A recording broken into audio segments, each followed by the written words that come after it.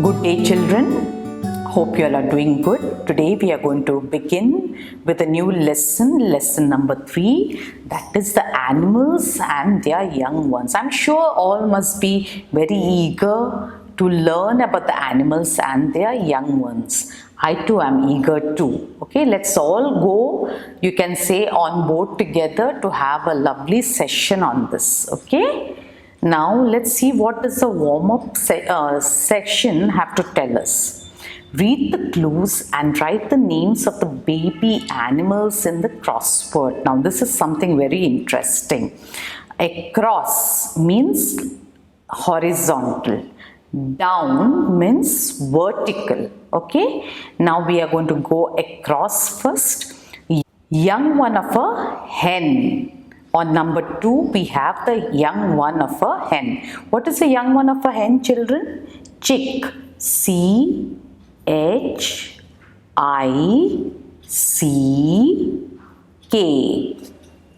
Then we have on number 3, young one of a pig.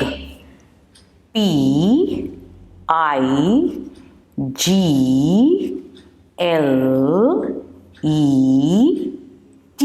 That's a piglet. Now we have down. Now we have to go down. Okay. Young one of a cat on number 1. What is a young one of a cat? It is a kitten. K-I-T-T-E-N. Kitten. Then we have the young one of a cow. That is a calf, children. C-A-L-F. Young one of a dog. P-U-P. It was an interesting crossword, isn't it? So what did we learn over here? The young one of a hen is a chick. The young one of a pig is a piglet. Young one of a cat is a kitten. The young one of a cow is a calf. And the young one of a dog is a pup. Now let's see what are we going to look ahead about. Know about the egg-laying animals and the animals that give birth to young ones. Understand the structure of an egg. Know or distinguish the life cycle of some animals. All living organisms need air, eat, and grow. However, if an organism does not produce its own kind, that particular kind or race of organism will definitely not exist anymore in the future. Therefore, to ensure the continuity of life, living organisms produce young ones. The process by which living organisms produce young ones is known as reproduction. What is reproduction, children? The process by which living organisms produce young ones is known as reproductions. Animals reproduce in 2 ways. Either they give birth to young ones or they lay eggs from which a young baby hatches out. Interesting, isn't it? Now the cat or a dog will give birth to young one, whereas birds, they hatch. Okay? Birds lay eggs which will hatch. Now let's see about the egg-laying animals. There are some animals such as birds, fish, turtles, frogs and reptiles that reproduce by laying eggs. These are called egg-laying animals. These animals lay eggs at safe places. Some of these animals sit on eggs to keep them warm. Under suitable conditions, the egg breaks and a baby comes out of it. Let us study the life cycles of some of these egg-laying animals. The journey of an embryo developing into a young one is called the life cycle of that animal. Now let us see this fact over here. Life on earth would have disappeared if living organisms did not reproduce. Did you get that thing? Okay, now let's move further. First we begin with the egg-laying animal, which is a bird. Most birds lay eggs in their nests. After laying the eggs, usually one of the parents sits on them to keep them warm. This is known as incubation. What is this known as, children? Incubation. Incubation helps the baby inside the egg, that is the embryo, to develop. Once the baby is developed completely, the egg hatches and the baby bird comes out of it. The internal structure of eggs of the most of the birds is the same. Let us study about it in detail. Structure of a bird's egg. The outermost hard protective covering of an egg is known as a shell. The shell protects the young one inside the egg. Within the shell is a white, thick, jelly-like substance called albumin, also known as egg white. Albumin is a rich source of protein and it protects the developing baby. I hope you all are enjoying, children, about the structure of the egg. Inside the albumin, there is a yellow round egg yolk. Yolk is rich in fat, vitamins and minerals. The yolk contains a bright white spot and develops into the baby called chick. The yolk provides nutrition to the developing young one or embryo. Now children, see, this is the egg shell and this is the egg yolk. This is the egg white or the albumin. Life cycle of a hen. The hen lays eggs in its nest. Where does a hen lay egg? In its nest. Then it incubates the eggs so that the embryos can develop. Once the embryo inside the egg is completely developed, a chick prepares to come out of it. In order to come out of the egg, the chick breaks the shell. This is known as hatching. Isn't this interesting, children? I'm enjoying it. The young chick grows to become an adult bird. The parent bird looks after the chicks until they can look after themselves. Now look at the life cycle of a hen. This is the adult hen. Okay? Okay? Now how does it come? From the egg, a chick hatches out. Okay? First and foremost, the egg is laid. Then the mother hen warms the egg. And from the egg, a chick hatches out and the chick grows. Did you see here? Once again, egg is laid and then the mother hen warms the egg. Egg hatches and the chick comes out, and once the chick grows, it becomes an adult. And same way, like this, the process goes on and on and on. That is known as the life cycle of a hen. Now we finished with that. Now we'll go to the water animals. Many water animals like frog and fish lay eggs too. A fish may lay hundreds of eggs at a time. However, only a few hundreds grow into baby fish. Life cycle of a frog. Female frogs lay eggs in the water or wet places. Where do the female frogs lay, children? The eggs, they are eggs, children. The female frogs lay eggs in the water or wet places. The eggs are laid in large clusters. Now let us see what are clusters. Groups of similar things that are close together. The eggs are laid in large clusters. We understood the meaning of it, which generally float on water. This floating cluster of eggs is called frog spawn. The eggs are surrounded by a jelly-like substance. The egg develops into a tiny young one called tadpole. The tadpole hatches out of the egg. A tadpole is very similar to a fish in structure.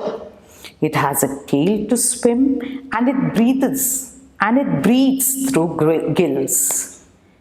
In order to become an adult frog, a tadpole undergoes several changes through a process known as metamorphosis. What is the process known, children? Metamorphosis. You got to remember this. Okay? Very good. Now let us look at the life cycle of a frog. Did you get it? This is the life cycle of the frog. See here, early tadpole, then this is the spawn, the cluster of eggs. This is the early tadpole. Then we have the late tadpole where it grows limbs. Then we have the tadpole losing its tail. It starts developing lungs, and then we have the adult tadpole. And then again we have the spawn, that is a cluster of eggs. So this process goes on and on like this. From the spawn, that is a cluster of egg, we have the early tadpole which breathes through the gills. Then we have the late tadpole which grows limbs. Then we have the tadpole where it starts losing its tail and developing lungs. And then we have the adult tadpole which breathes through the lungs and the moist skin. Now we have the insects. All insects lay eggs. The eggs undergo various stages of development before becoming adult insects. Insects like cockroaches and grasshoppers have 3 stages in their life cycle. Insects like butterfly and housefly undergo 4 stages of development in their life cycle. Life cycle of a cockroach, the baby insect that comes out of the egg, is known as a nymph. It looks very similar to the parent, but it does not have wings. It undergoes molting many times and finally develops into an adult cockroach. The process of shedding the old skin by an insect is called what? It is called molting. Okay, the baby insect that comes out of an egg is known as what? Nymph. And the process of shedding the old skin by an insect is called molting. See, now let us see what this is: the egg, then comes the nymph, then it is the cockroach. So this is the life cycle of a cockroach. Fact is, it takes about 5 weeks for a tadpole to grow its tail and organs. My God, that's quite a lengthy time. It takes a tadpole about 11 weeks to transform completely into a frog. That was an interesting fact, isn't it, children? And now I want you to draw all these life cycles of what is that, of the hen, the frog and the cockroach in your notebooks. Did you get me?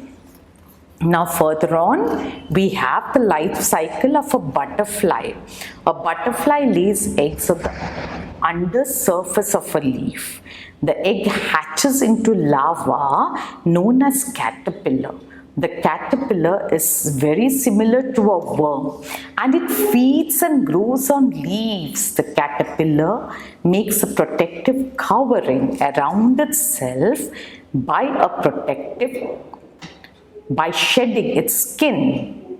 This silky case is called the cocoon. What is the silky case called, children? Cocoon. This stage is known as pupa. After some time, the cocoon is opened and the adult butterfly comes out. Now let us see how is this happening. There is the egg, then is the caterpillar, then is the pupa, then is the emerging butterfly, and finally there is an adult butterfly. Okay, now I want you to draw this life cycle of a butterfly too in your notebooks. Now what is this fact we have over here? The life cycle of a butterfly also shows metamorphosis. How is it possible? Now I want you to do research on this. Make a note of this and explain the same to me too when we meet again. Okay, now let's see the checkpoint. Dash incubation or hatching keeps the egg warm so that the baby inside the egg can develop easily. Here, what is the answer, children? It is incubation. Okay, the thick white jelly-like substance within the eggshell is called yolk or albumen. It is called albumen. The floating cluster of frog eggs is known as a nymph or a frog spawn. It is known as a frog spawn. In order to become an adult frog, a tadpole undergoes several changes through a process known as metamorphosis or hatching. It is definitely metamorphosis. Insects like butterfly undergo 3 or 4 stages of development in their life cycle. It is 4 stages. Did you get it? Now let us move further. We are going to learn about the reptiles. Snakes, turtles, lizards and crocodiles form a group of animals called reptiles. These animals make a hole in the ground and they lay their eggs in it. Look at these pictures. Eggshells of some of the reptiles like crocodile and turtle are very hard and do not break easily. Some reptiles leave the eggs to develop and hatch on their own. However, crocodiles are considered caring parents. The female crocodile protects her eggs and also takes care of the young ones when they hatch. Now, animals that give birth to young ones, they are mammals. Animals that give birth to young ones and feed their own milk to their babies are known as mammals. Now, we human beings, cats, dolphin, dog, bat, rabbit, guinea pig, horse, cow, elephant, monkey and bear are all mammals. Mammals have hair on their body and they breathe with lungs. Mammals mostly live on land. However, there are some mammals that live in water, such as dolphins and whales. These are known as water mammals. They do not have hair on their body and they breathe with their lungs. In order to take air inside the lungs, animals like whale and dolphin have special blowholes. See, this is the blowhole here. Can you see this hole here? If you cannot see it properly, surf the net, have a look at it and also learn about the dolphin. It's they have some interesting facts about the dolphins too. Okay, so now where do we find these blowholes? On the top of their heads. They come to the surface of the water to breathe air through these blowholes. Now we finish with the mammals. We'll see how the mammals take care of the young ones. Mammals take care of the young ones for a longer duration.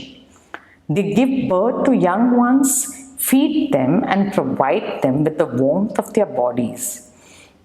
They protect the babies from predators and also teach them how to hunt for food. Some mammals carry their babies in the pouch on their bodies. These animals are known as marsupials. Koala bear keeps its baby in its pouch for about how many months? 6 months. When the baby grows old, the koala carries it on its back or the baby clings to the parent's body. I think you must watch this. If you watch Geography channel, you will get to know about a lot about animals, facts about animals. Did you get it? Now, so that was the end of this lesson. Let's just have a look at the summary. All living things reproduce for continuity in life, for continuity of life. Some animals lay eggs, while some animals give birth to young ones. So that was a lovely session and a lesson that we had on animals and their young ones. Hope you had a lovely time. I want you to sit at home, surf the net, learn a lot about what you have learned in this lesson, jot down a lot of points, make your own notes. All right, have a nice day.